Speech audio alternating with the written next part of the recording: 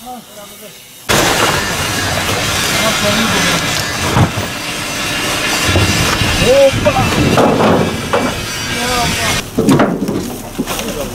Hadi.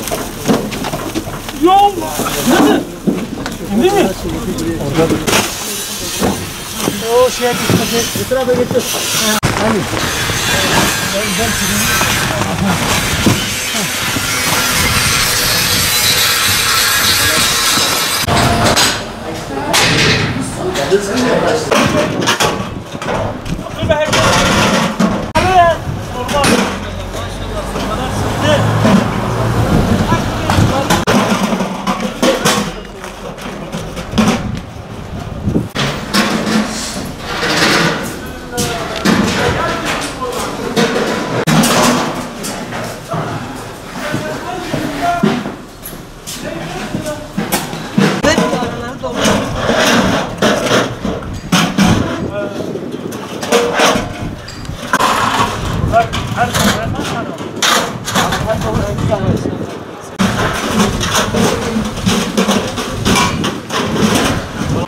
Midyat Umut Kervanı olarak deprem bölgesine yardımlarımız devam ediyor. Deprem bölgesine ulaştırılmak üzere bir kamyon odun, ondan sonra hayırseverlerin bağışladığı 130 tane odun sobası çadırlarda kullanılmak üzere deprem bölgesine gönderiyoruz.